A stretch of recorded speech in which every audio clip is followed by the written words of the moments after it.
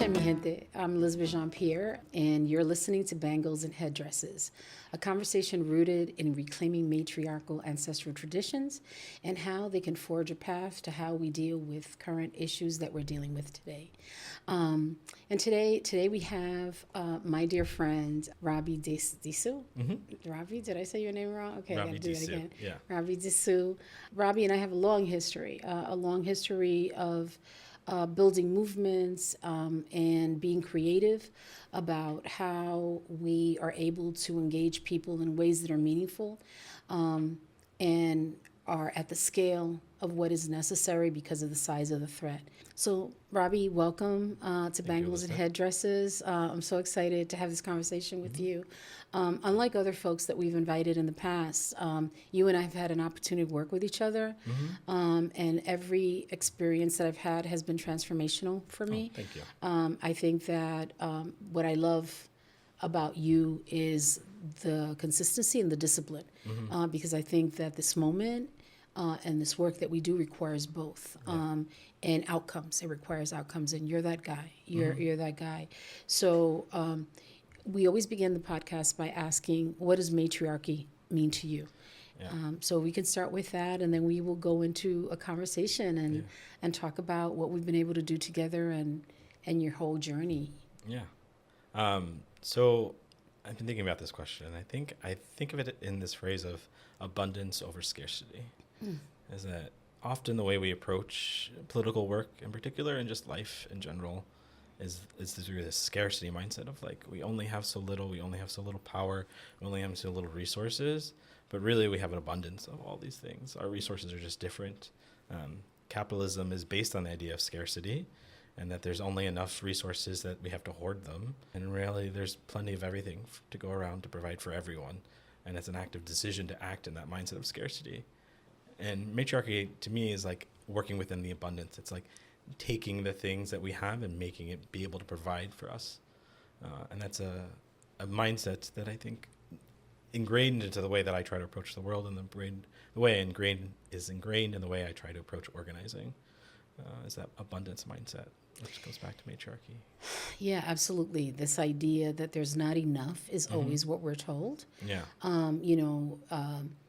May 26, Hochul decides to gut the Climate Leadership and Community Protection Act while talking about affordability and literally putting us on a path to accelerating climate change.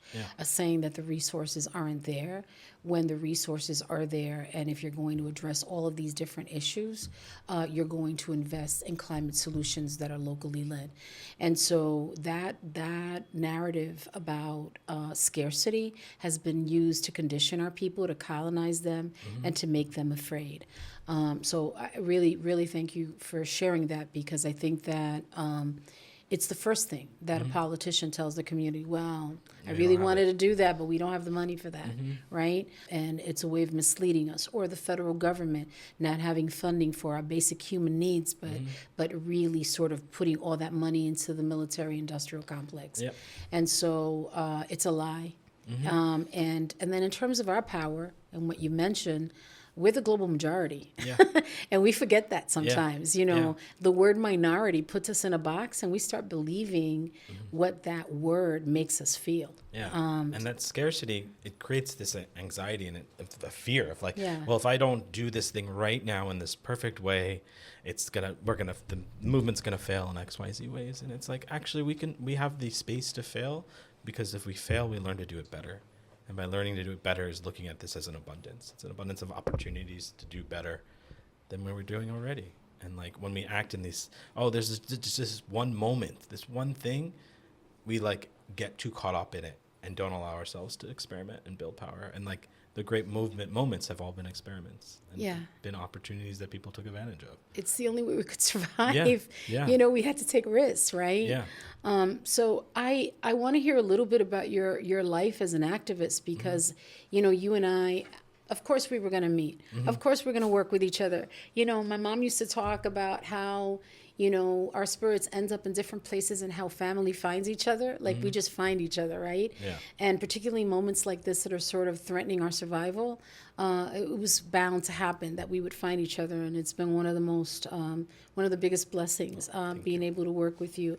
So you started your life as a teenager during the Iraq War, painting banners on spring break instead of going out to Cabo, right?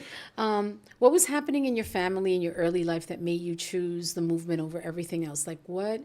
And I'd like you to really think about the matriarchy and how that influenced your journey. But what was happening that you decided to do that as a teenager when you're distracted? Like you're a millennial. Yeah. So you're distracted by a lot of different things. You're dealing with social media. That's your generation, I think, is the first to be inundated by it. But you're focused.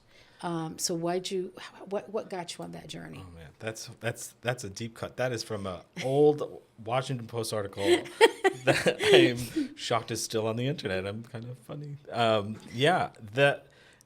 One of my first big activist projects was an alternative spring break program, and at the time, the Iraq War was at its height, and I remember sitting with my grandma in 2004 when Bush was reelected, and her just being like, none of my grandsons are going. I don't care. I'll take them to Canada myself. This is not. I knew this bad. You know, she used her choice language as her old Brooklyn self, and I sort of set the stone and like built off the idea that I was told as the golden rule of like do unto others as others do unto you. Yeah. And like a very simple saying, and again, it goes back to like the abundance versus scarcity mindset. I have so much to give to people. I don't need to act as if I don't. And that those goodness. values. Yeah. Yeah. I have such a similar experience growing up, and it's the Vietnam War. Yeah. And we're watching it on TV. We're watching the bodies coming in body bags. And I remember my family saying, we don't have any issues with the Vietnamese. Yeah. We are not responsible for any of these. And if our sons, because I have brothers, I will take my sons to Canada, but they're not going to go fight other people of color on the other side of the world. And it's part of my early development listening to this, listening to what we're watching in the media, deconstructed in a very political and cultural way. Yeah. And so fast forward to your generation, and that same conversation is being held by your grandmother. Yeah. Yeah, I love that. Yeah, and it's like special how these little nuggets of like morals or values are sort of implanted, and then you've given the ability to make them your own. And sort of like, I'm definitely the most political of my family, the most vocal politically. I've dedicated my life to politics. But they knew. Building. But they always knew. I mean, my dad likes a joke that I used to be like Alex P. Keaton, who is Michael J. Fox's character, this little conservative kid running around with a briefcase. And then then the Iraq War happened. And like my whole, like, I was like, wait, everything I've been ever told is that war is wrong. And now war is happening. And, I was alive when 9/11 happened in a way that, like, I was talking to someone recently and they're like, I was not born then. I was like, whoa, I remember that as like a turning moment. I was like homesick from school. My mom came to wake me up that we were getting bombed. And it was like, oh, this is a whole new world now. And now we're in a world of like political violence and military violence in a way that we had not experienced and has continued. And one of the things I like talking about is that violence happens in so many ways, in big and small ways. And I remember during September 11th that a lot of the young people that I worked with were Palestinian. And they were in their classroom at John Jay High School.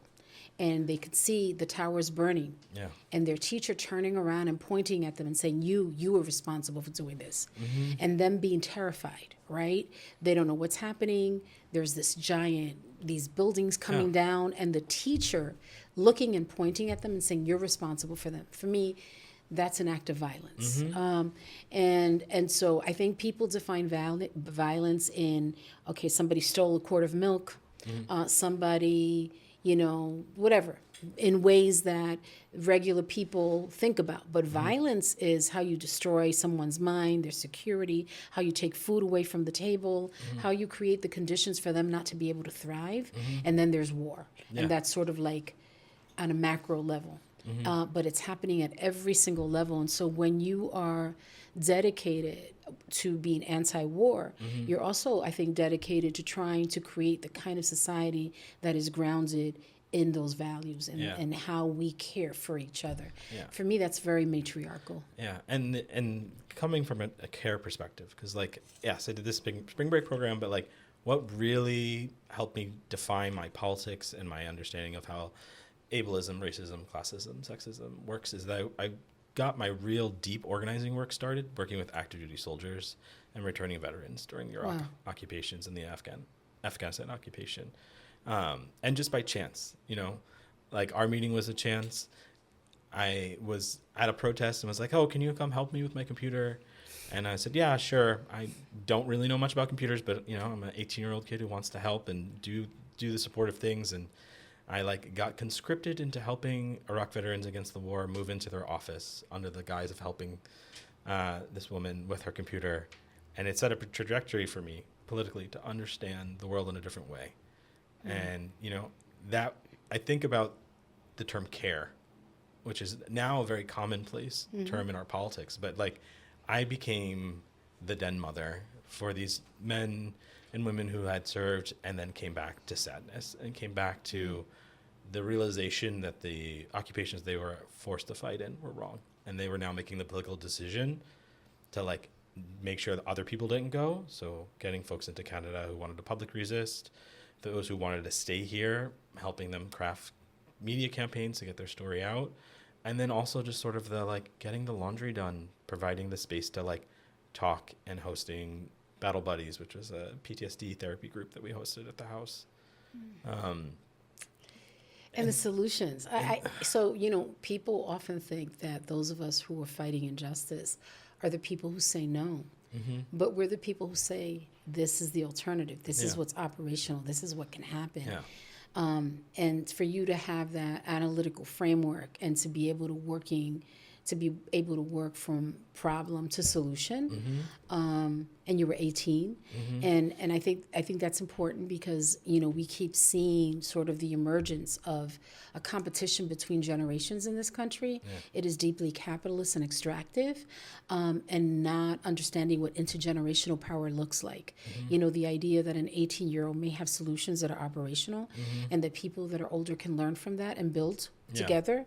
But in this country, they pit generations against each other. And young people want to lead and push out elders, and elders want to hold on to power. I talk about this often because I do think that the heart of us being able to build momentum and power is at being able to learn and work and build with each other across generations.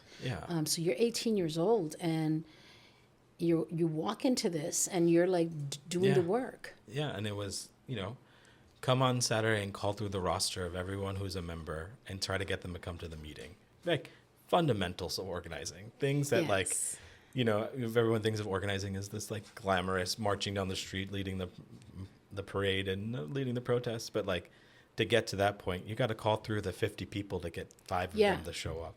It was the like making sure that when we had meetings that there was food at the meetings and people felt warm and comforted.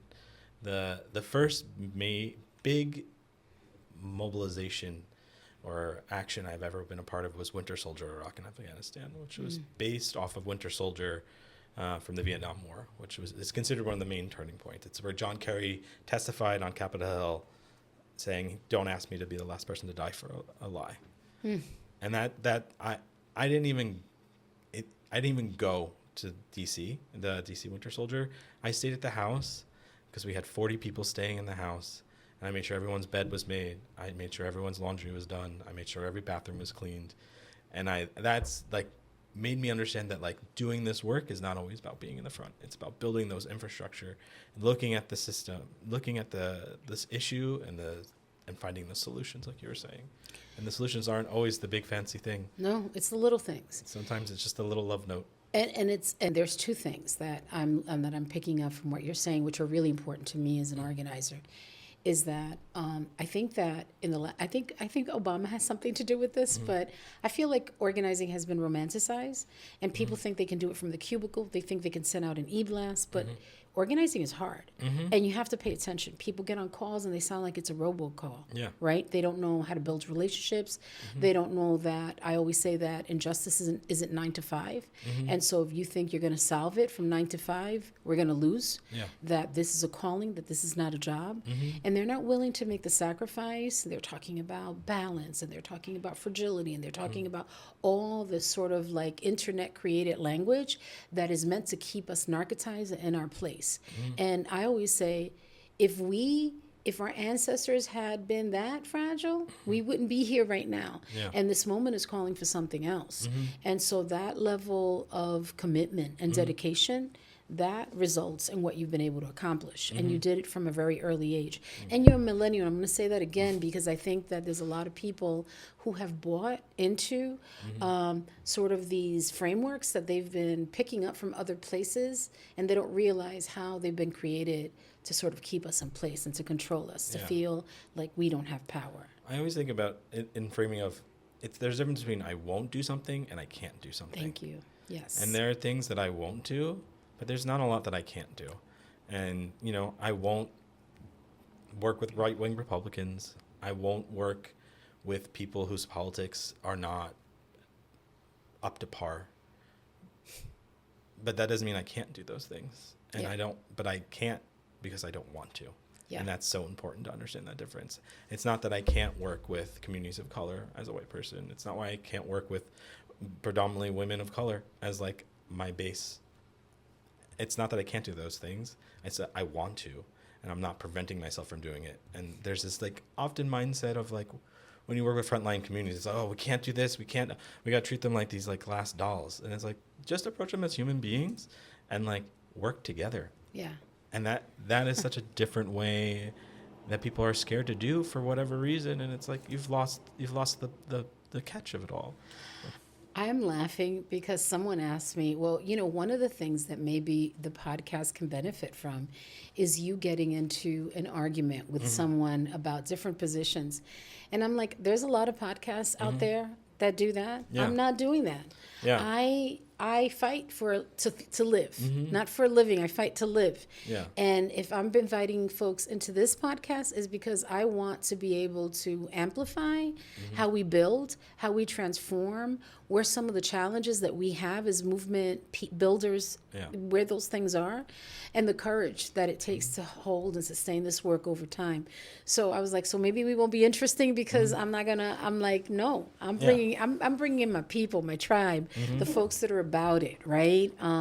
So yeah, that just came up recently. I was like, okay, this is not going to be the one. Yeah. This is not going to be that place. And that is in response to what you said, that I want to build with the people that are aligned, that have the same moral compass, that share values, because you move faster, right? And you're safer, and we have a right to say, somebody, oh, you don't talk to climate deniers. No, if you do, more power to you. You go and do that. But I am not having a conversation with them.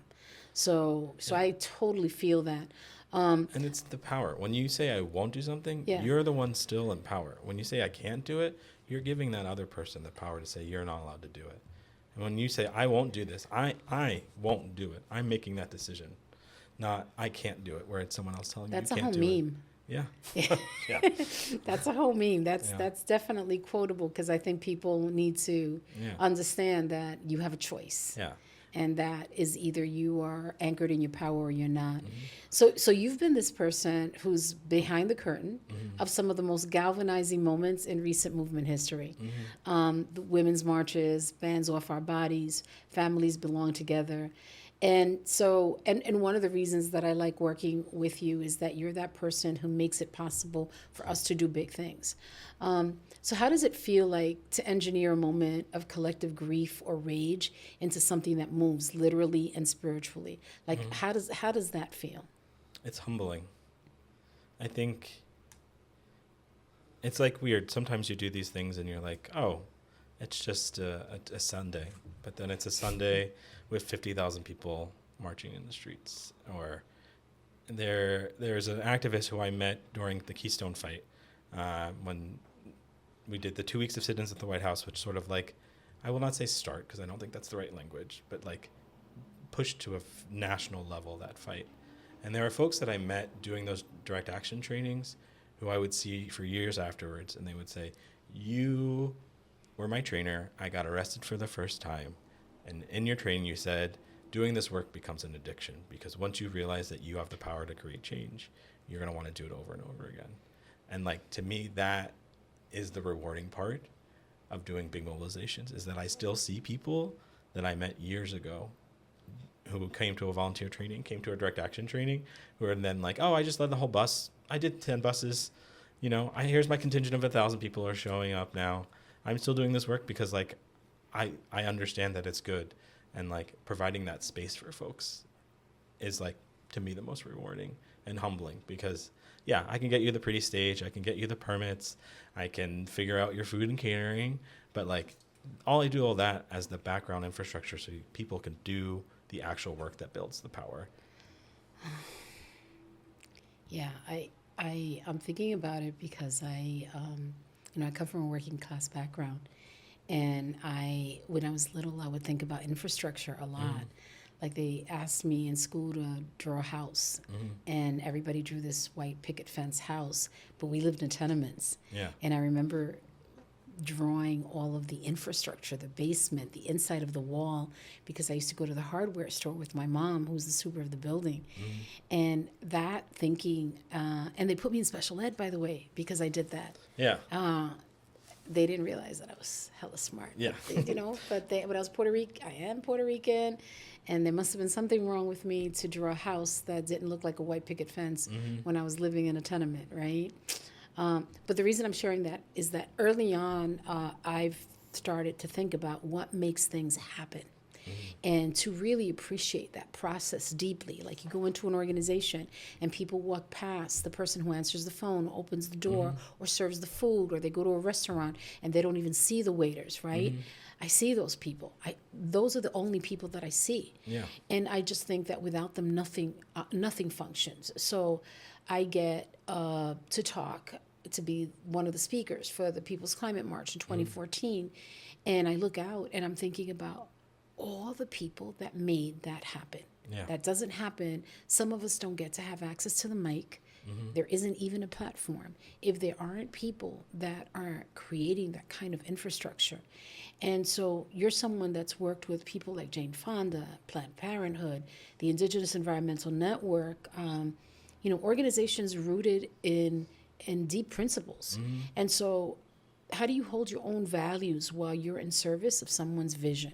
Like, what does that look like for you? And also thank you. Thank you, because like the world just doesn't function. We're not able, this is such a capitalist society, even on the left, that they always look at the shine. They always look at, they're always looking for iconic leaders instead of thinking about how leaderful we are, and never think about all the necessary hard pieces that are necessary for us to be able to move the dial. And so so that feels sometimes like thankless work, because you're not visible. Nobody's giving you the attention. And yet you've done all these things with all these people, and it often has been in service of their vision. Yeah, it's funny. I always talk about, like, I can't wait today that I get to plan my own event. And so, like, me and my husband are planning our wedding, and we were joking the other night of like, I can't wait to boss the event planner around, because I'm the one who always gets bossed around, and now I can be like, no, this is my vision and you need to execute this beauty. Is it going to be in Italy or here? It's going to be here. It's going to be at a hotel near Central Park, the Park Lane. Ooh, very excited. Fancy. Yeah, it's our third wedding. We could talk about that later. Back to your original question. Well, it's the same. It's organizing. It is organizing. It's having a vision. I'm going to do my mood board. I'm going to send our invitations out. I'm very, very excited about it. But I think that it goes back to like knowing my role. And I actually do think I often have influences on things. I just recently did an event with Stacey Abrams, who ran for governor of Georgia, in Dilley, Texas. I got a call from people associated with her and her being like, hey, we want to do this thing in 2 weeks. We heard you do vigils. I had previously done a 60-hour vigil and a 24-hour vigil for 60 hours. Oh yeah, that was a fun one. And they were told, like, if we're going to do this in this 2 week time period, you're the person to call to do it. And I said, well, yes, thank you. Shout out to Alita, who's the one who made that connection. And so we built it, and my influence is there. It was their vision, but there's bits and pieces of me in that work. And if you look at the set design, I had this idea of like how do we bring the children in Dilley? So Dilley is a child immigration prison. It is a prison in Texas where we put literal children from infants to 17 years old, sometimes with their families, sometimes not. They're denied adequate medical care. They're denied adequate schooling. They're given a worksheet and said, this is your work. And you can't... Children are given a worksheet. Yeah. It's prison. It's a prison. It's a child prison. And like, how do we bring that in? Because we can't go to Dilley, it's gated off from the street. You can kind of see it in the shadows. And one of the things, which is like actually a very sickening thing, is that they name the groups after stuffed animals. So or animals. There's a blue butterfly, which is single women. There is the brown bears. There's the green frogs. And so this is how they identify groups of people within the Dilley facility. And so I brought that in. I made sure we found all these stuffed animals and put them all over the backdrop. And so that the folks who, if they ever got to see, they knew that, yes, we're talking about them, but their presence is here as well. So they infantilize human rights violations. They create images that are harmless to cover up for literally destroying lives. Yeah. It's a way of humanizing and dehumanizing in the same way, right? Because to be able to be a warden or a guard in a children's prison, the mental disconnect you have to build for yourself has to be intense. That's insane. But to back to your original question of I execute people's visions, but there's pieces of me that go into it. I'm a firm believer in accessibility, and I learned that from a really great mentor of mine, Mia, who's taught me everything I know about accessibility. And I, to this day, even when people are like, "Oh, are we just doing a small press conference?" And but okay, but what's the accessibility look like? What about speakers who use wheelchairs, or sign language interpretation, or Spanish interpretation, or how are we providing comfort for folks to be able to be there?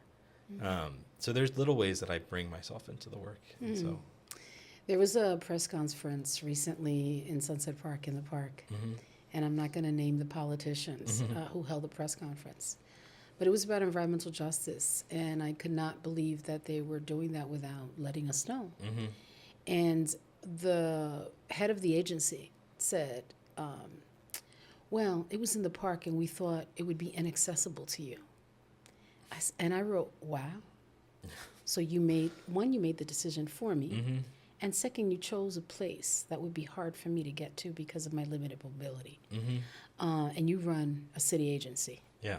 And if I made that public, wow. Yeah.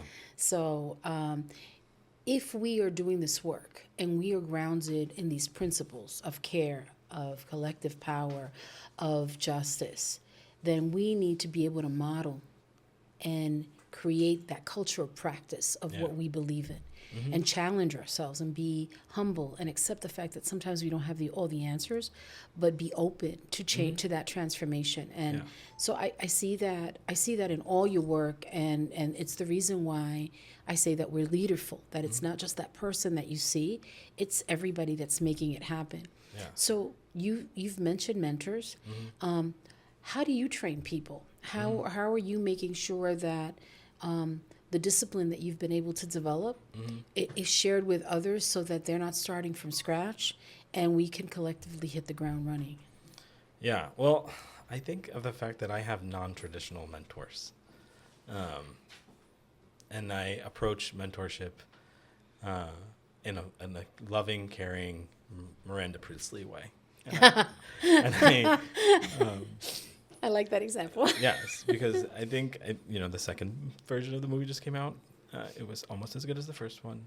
But I think the thing that is missed on that is Miranda Priestley is seen as the bad person in that movie. And there are parts of her that are very bad. But what she's asking for is people to be held to the same standard that she's held to. And for the folks that I help mentor and I have conversations with or help do connections with, or, there's a young woman named Maria who I've worked with for a really long time that like, we've clicked and we have a very good relationship, and it comes not from me not being able to hold her accountable and just letting her to do what she wants. It's to like allow her to make the mistakes and then like talk about how we do better. And like that mentality is the grace that I was given, because I'm sure there are people who are like, oh my God, you're having Robby. Robby's such a brat. I'm read as a sort of stern, difficult, stern, angry person, which is like sometimes true, but like my sternness comes from a frustration of people not holding themselves to the same standards that I hold myself. So I want to get back to your example because I watched that movie multiple times, and of course I love her. And when I started working with you, people told me you were difficult, and then they told me the reasons that you were difficult, and I was like, I want to work with him. And I think that the reason for me was that I'm difficult in the way that you're difficult, and that I've had the benefit of having access to a formal education. Yeah. I have had, I'm a child of the civil rights movement. It made it possible for me to go to college, for me to go to law school, and people put a lot on the line and sacrificed and spilled blood so that I would have those opportunities. And I think that my community deserves excellence. Yeah. They deserve professionalism. They deserve that we're going to deliver on the things that we say that we're going to deliver, that this is not just like this sort of like, I'm cool because I'm part of the movement kind of situation, but that we're doing our due diligence. And so for me, and it's not just because I'm a Capricorn, I think that discipline, consistency, transparency, accountability, those things are for me the Bible, right? And so I don't, a lot of the people in our work are really cool. They have all the rhetoric, but the culture of practice, the work is not as consistent as the rhetoric. The rhetoric may be cool and you agree, but for me, it's all about the work. Are you doing the work? Yeah. And so you do the work. And I have so much respect for that. And you don't need to be smiling with me while you're doing it. Yeah. I remember when we were doing the Climate Justice Lives Here thing. Oh, my God. And there was a storm that we didn't anticipate. Yeah. Climate change came. It was the first time it rained all summer. It was literally the end of a drought. Right. The tents were flying into the river. Like, it was extreme weather. It was why we were doing the festival.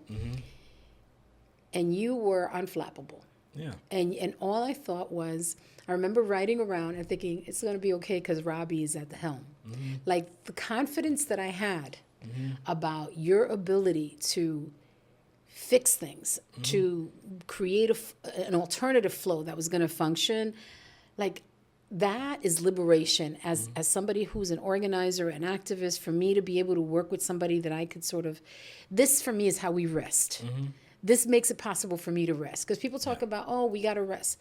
We will rest when we are leaderful and everybody's holding different pieces. If one person has to hold everything, we're going to burn out. We're going to fail. But the fact that I could do what I had to do and not have to worry about how things were going to move in the face of something completely unanticipated, when we were having people coming from literally all over the world to visit because you were on top of that, big ups. For me, that is the ultimate flex in an organizer. And you're that person. Yeah. And so for me, when folks are like, he's difficult, I'm like, that's right. He's difficult to work with. You know what? I need somebody difficult to work with. I need somebody that when things get hard, they get harder, So, and I think a lot of our movements have gone soft. And they've gone soft at the same time when we're seeing a rise in fascism, white supremacy, extreme weather events. When things are getting really, really hard, our people have gotten really soft. Yeah. So that discipline is also respect. That's not just that is respect for the people that you're trying to serve. And I don't see a distinction where people are like, well, I feel this way. Well, like, we are here to do this. We're getting paid to do this. These are our people. They don't get to be at the decision-making tables. Yeah. So, and that's not to say I've never been on the wrong end of being difficult. I've definitely been on the wrong end of being difficult, and I've definitely messed up. But I think there's an accountability to the messing up. You know, one of my mentors is my old housemate, Adeza, who you and I talked about. Adeza unfortunately passed away due to medical neglect. She had lupus, was having a flare-up, went to the emergency room, and they essentially treated her like she was a nothing, and she died in the hallway. And that was the night before I was doing a big arrest bowl with Women's March, and after the Roe v. Wade decision came out. It was 2,500 people risking arrest. And I'm sure I was difficult then. I'm sure I was like in a space, and afterwards was in a space of trying to figure out what this means. But there's an accountability there of I can acknowledge that. And one of the things that Adeza always taught me was like, with her just like simple smile or smirk was like, Robby, you're being a silly white boy. Like, sit down. Sit down. Let's all clean the dishes and just sit down. And like that accountability came from messing up, allowing myself to mess up, but more importantly, like recognizing the mess up and how to do better the next time. Yeah. And yeah, so I take that difficulty badge with honor. And you're gonna mess up in the future. And I've messed up, and I have people like Esmeralda Simmons who's like, no, Elizabeth, and I'm like, okay. So I have these elders who like, and I listen. And I listen because we are so focused sometimes that we don't even see that we're heading in a direction that is complete. Like that is accountability. To be able to own it and order correct.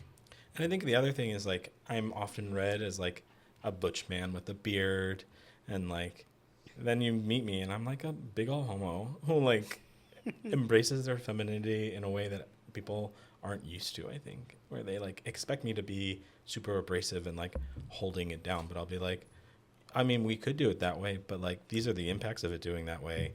And so like I just, you have all, and then that's often read, well, why are you being difficult? Why can't we just do it? I was like, because I need to provide you all the data, and like my way of showing you abundance is like, yeah, we can do it this way, here's another option, but this is why I would suggest this way, and this is why I find fault in that way. And they feel like, oh, you're just being difficult. You're not just doing what I say. And it's like, I'm just providing you all the data. But that's very patriarchal. That's very linear thinking. And if you're coming to it from a matriarchal perspective, you're thinking as a whole person. And you're thinking about all the different pieces, all the spokes, right?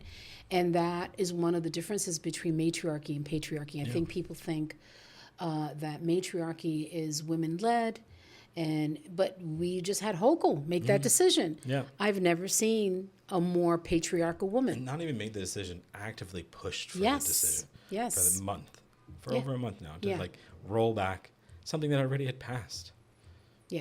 So that became a model of how made literally New York State lead in the country with the most aggressive climate legislation. It literally gave us unbelievable street cred and was impacting states all over the country. And now she's complicit with accelerating climate change, right? But her whole process was really patriarchal. But what you're describing in terms of your response to someone who's saying, why are you being difficult? Is it's a matriarchal response to a patriarchal question. So it's important that people understand that language, because I think that it's so easy to say, oh, it's women, it's men. No, it is a whole way of thinking about power, community building, accountability, transparency. And when you say you're going to do something, just do it. And like if you can't do it, it's okay to be like, I haven't been able to do it because of this. And then it's like, all right, well, what sport do you need to make it happen? Do you need me to just, I'm happy to take it on. That's that abundance piece. I have the capacity. I have the no withhold how to do it. But like patriarchy tells us to like chin on the bootstraps silliness, or pull up yourself by the bootstraps and just get it done. And it's like, you don't need to do that. Right. Or even to think that you have to solve all the problems and not assess, hey, maybe this person is better at it than I am and has the capacity to do it, and we can work in a way that's complementary, that it doesn't have to be all held by one person or one organization, that we can be more strategic by figuring out Who can hold these different pieces of work? Yeah. Because I think that's also a way of matriarchal thinking of like, how can we hold this moment and do it in a way that doesn't overwhelm one person, one organization, one formation movement, right? Like, how do we do that? And I think that's also part. The capitalism, the patriarchy is like everybody wanting to lead and pushing everybody out of the way, or somebody thinking that they have all the answers to a problem. That's a lack of humility, you know. So I think that those values are reflected in how we as individuals make decisions every day in terms of our relationships, the work we choose to do, and how we respond to challenges when we do, you know. It's hard because we've been conditioned to be a particular way. And people confuse ego with experience. I've been doing this work for 20 years. You've been doing this work for more. We'll just say more. Twice as long. And like, you know, and this is not my first press conference. This is not my first rally. This is not my first arrestable. And there's things that I've learned from doing these things and that's not to say I still can't learning. I learned something this past weekend of like, not doing that mistake again for the next gig. But like, I approach this with that wealth of knowledge that I'm ready to share, and like I share it. And sometimes people are like, "Oh, well, why are you mansplaining something to me?" And you're like, "Well, I didn't." Sometimes I'm sure it comes off that way, and I will catch myself when I'm like, "Oh, you're shaking your head. You know what I'm talking about, so I'm going to stop." But like, if I lay out all the options and all of the implications of the what you think is just the simple of like, "Oh, let's just add one more table to something," you're like, "Okay." It's not just adding one more table. I got to call this vendor. I got to do this, and this. I got to tell the park police. I got to update the permit document. I got to make sure that I have enough labor. I got to make sure that, okay, does the table need legs? Does it need chairs? Does it need a tablecloth? Does it need flowers? Or does it need lighting? And that's why I'm asking all these questions. It's not that I'm trying to be difficult of you just want to add a table. It's because I look at that full picture of like, this is the full table and what it means to add it to this. That, what you're describing, is the grunt work that people coming up don't think is as sexy, right? They have been conditioned by social media to be addicted to celebrity. They want celebrity. They want, they want the selfie. They want the visibility. They want the follows. But the work is in doing all that. How many legs on the table? How many chairs? All of that is how you organize all those things. I say that because here, a lot of times people are like, I got the PowerPoint. I said, do you have the furniture placement? Do you know who's coming? Do we need childcare? Do we need translators? Do we need, and they're not thinking about those things. Yeah. But those are the things that make whatever you're doing a success, thinking about all of those little things. Yeah. People just don't think it's sexy. Yeah, it's sort of like the if we build it, they will come mentality that often happens in these movement moments. Yeah. And it's true. There are moments where they do come. We built it and they come. But there are countless other moments where we've built it and they haven't come. Right. And like building the infrastructure and structure and support needed to allow those movement moments to happen is super important, because hopefully it like gives you the space to do the grunt work and the leg work of like calling through your list and not just sending one email blast, and having those one-on-one conversations with people to build authentic relationships, to put people there. After the People's Climate March in DC, we did some research of like, why did you come? And the exact numbers are, I don't remember at this point because that was 12 years ago. But what Feels we found, like the other day. Yeah, but what we found, it does feel like the other day. What we found out, like, people were there not because they got an email, because they got a text message, but because a friend asked them to go with them. And like, that's why there were that many people there. And like, that minutia of organizing is sort of lost because it's seen as the grunt work to like ask people to be there. Yeah, I often tell organizers here, when you call, say, how many people are you bringing? Did you tell your friends, your family, your neighbors? Yeah. Because organizing kind of starts at home, right? But you're absolutely right. I was there. It was like, 250,000 people? That wasn't bad. It was a whole lot of people.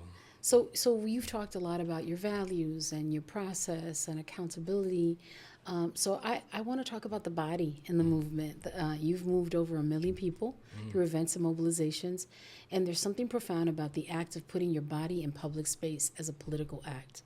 What do you believe happens in people in power when we gather physically that cannot happen in any other way? Because I feel like this is sort of this is an extension of what you were just talking about. Yeah. So there's like this direct action saying of shutting things down to open them up. And like when we are in the streets, when we are doing direct action, when we are even in a training space, we're disrupting the power it's to be. And like I often in direct action trainings will use this, like, first off, F J.K. Rowling, but I'm going to use a Harry Potter reference. I talk about howlers. Yeah. I just there's this like scene of like Voldemort and Harry Potter shooting their wands at each other and doing whatever, but their wands are meeting with their magical powers in the middle and they're going back and forth. And I often think about like protests as that moment of like we're pushing things back and forth. That constant struggle is there. Power is dynamic. It's going back and forth. But when we're there physically, when we're present there, when we're directly challenging power, we are winning. And like the way to make that even stronger, in my opinion, is like the process of getting there. And that's why like looking at things around access and ability is super important when thinking about like race, class, and gender stuff, and like the impacts of those systems on us and how we organize. If we're not unraveling them, it doesn't matter if in that one day we get 250,000 people, but if there's no real leadership of the communities who are bearing the brunt, right, we're just replicating those systems. Absolutely. And we're not building the new system. And the new system is possible. It's hard. That doesn't mean that we can't take little bits from the old system, but we can't replicate those same systems of violence and oppression. And by like putting our bodies out there, it gives us the opportunity to be building that new world. So like going back to that phrase of shutting things down to open them up, like, yeah, we're like shutting this office down. We're like shutting this street down, but we're like actually really opening up to a possibility of something better. And the way that we've shut it down, if we've done it in a way that is like actually building power with folks, that's pushing that wand power, that power continues on.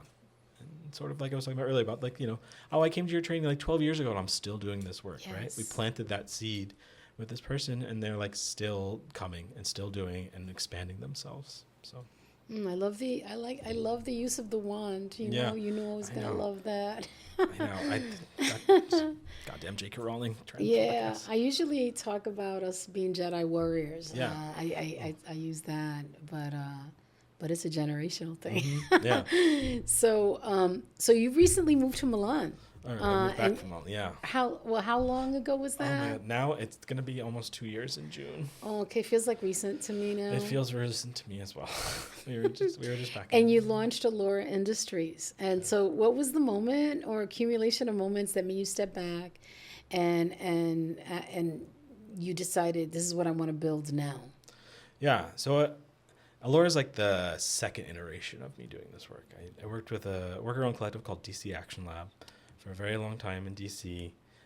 We sort of sunsetted that project as the pandemic set in and people's lives had changed. And then I moved abroad because of my husband's immigration status. So during COVID, the U.S. government shut down all immigration.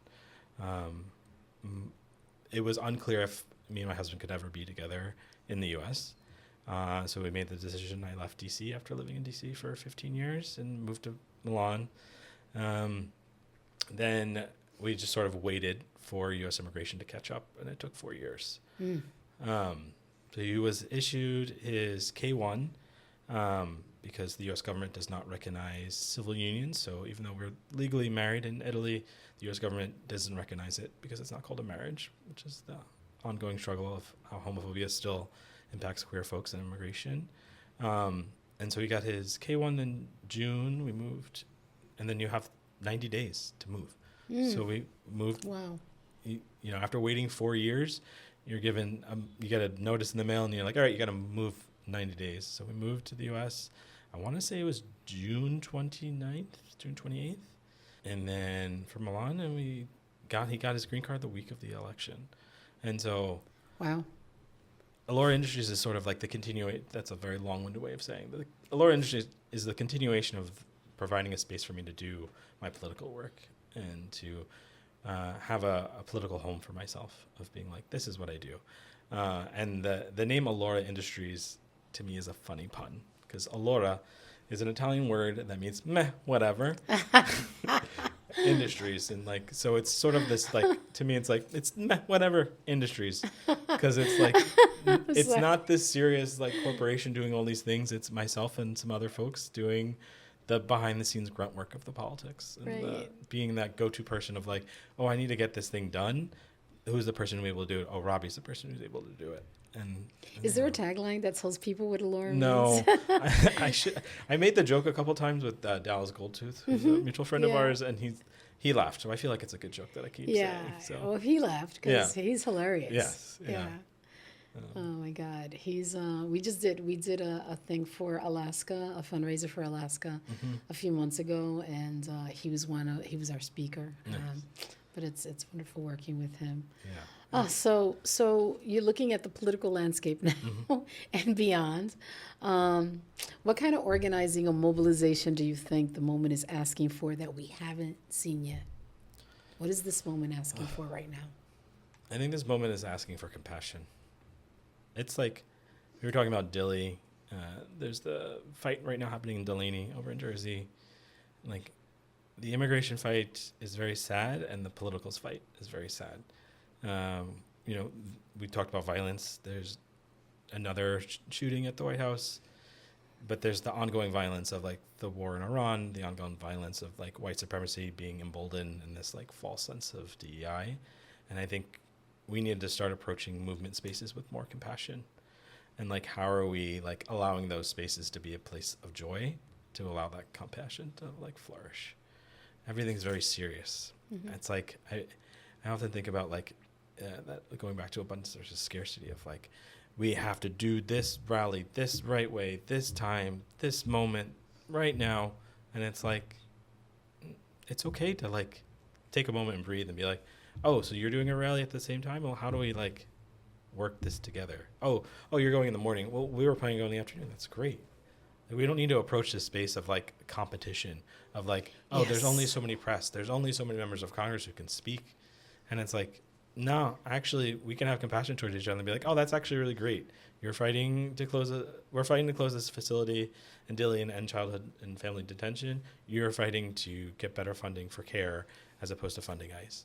Those are complementary. We're not opposites. Completely. And how do we like work together in not lockstep? We don't have to agree on everything, but like the core of our space is one of compassion toward each other.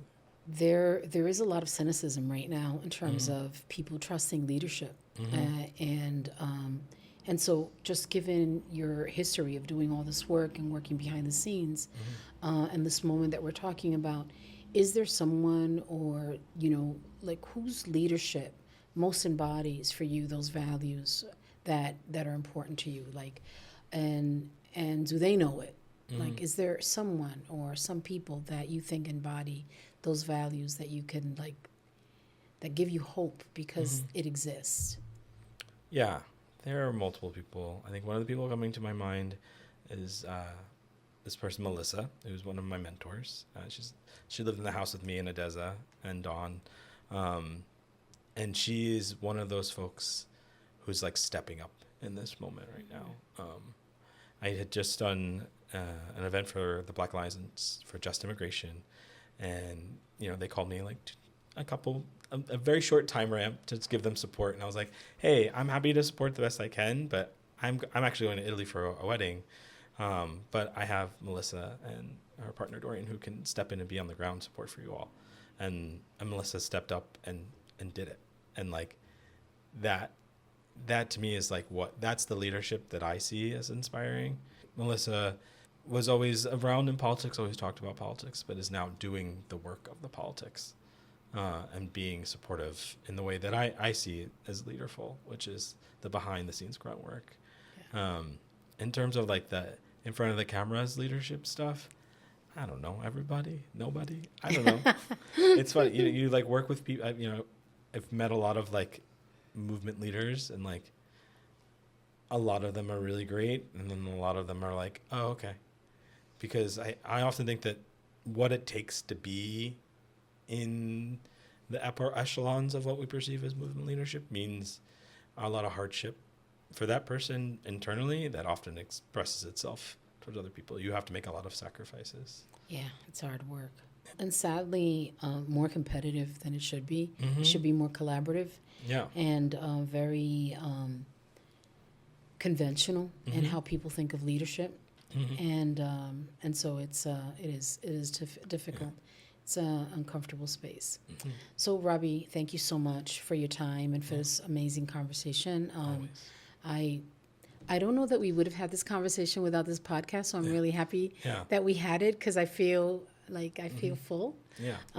So Can I say one more thing? Yeah, absolutely. Your 60th anniversary is coming up. Yes. And we should be plugging the 60th anniversary, because that's the project we're working on right now. Yes. UPROSE is turning 60. Yeah. And just the fact that a grassroots organization that was founded by People's Convention in 1966 during the Civil Rights Movement is still in existence and still kicking ass is a story in itself. It's worth celebrating. And your role is going to make it the place to be. It's going to be lit. It's going to be wonderful. Gonna be fun. It's going to be amazing. We're going to dance. We're going to dance, absolutely. Sunflower umbrellas from the ceilings. Yes, absolutely. This cannot be where people are holding a glass of wine and passing cards. This is going to be where people are like literally like, bringing that compassion and joy into bringing the that space. joy in. Yeah, absolutely. Thank you for bringing that up. Of course. Yeah, and it's fun to be able to work with you. I love it. So thank you for joining. Thank you for your leadership and trusting me. We are leaderful. And thank you for listening to Bangles and Headdresses. We hope you enjoyed the conversation with Robby Diesu. Make sure that you like and subscribe and join the conversation on our TikTok and Instagram accounts, Bangles and Headdresses. Until next time, Ashe.